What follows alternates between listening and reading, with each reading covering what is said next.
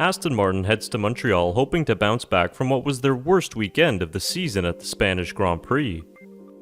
The Silverstone team finished P6 and 7 and fell to third in the constructors' standings behind Mercedes.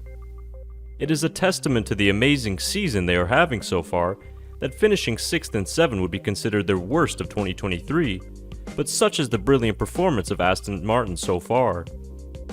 But with their nearest rivals making gains and bringing upgrades, Aston Martin now faces the reality of fighting near the front of Formula 1.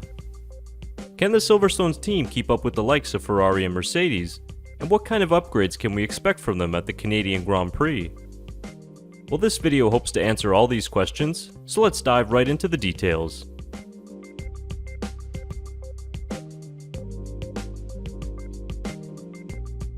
Mercedes and Ferrari both introduced big upgrades in the last two races, and now those teams are convinced they have surpassed Aston Martin.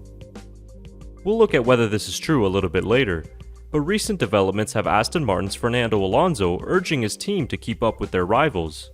Quote, "He is right to ask us and push us for that," said team principal Mike Crack. "There will be something coming in Canada. It will be a step." And that step is expected to be the biggest upgrade of the season, with further updates also coming in Silverstone.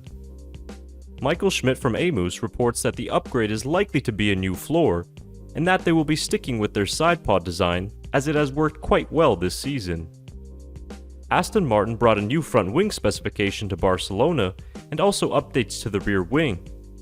According to the team, the updates worked after the comparisons made in free practice on Friday. Fernando Alonso was optimistic about Aston's continued success, saying after the race in Spain that he hopes to be fighting with the Red Bulls soon.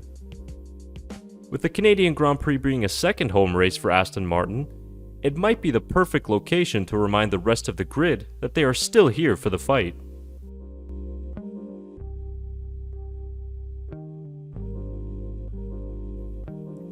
When asked this question following the Spanish Grand Prix, Aston Martin team principal answered simply, "No, I don't think so." And while Mercedes' best result of 2023 made them look like the team of old, it would be too early to claim the pecking order has shifted. Aston Martin, at least in the hands of Fernando Alonso, has consistently been the second quickest all year behind Red Bull. Alonso has scored 5 podiums in 7 races and has also outqualified both Mercedes drivers 4 times this year.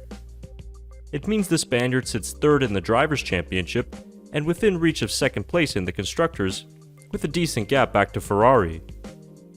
Looking at the Scuderia, their updates in Barcelona aren't very convincing, and their lackluster 2023 suggests they've got the most work to do in order to finish best of the rest behind Red Bull. While it is clear that Mercedes and even Ferrari have made improvements to their cars, it will take a few races to see whether the performance advantage is consistent. Montreal will be a track that favors a car more like Ferrari's and even Aston Martin. The next few European races before the summer break should give us an indication as to whether the battle for second has changed, or if any of these teams can actually close the gap to Red Bull. So do you think Aston Martin has been overtaken by Mercedes and Ferrari? Comment your thoughts down below, and make sure to subscribe to the channel for more content ahead of this year's Canadian Grand Prix.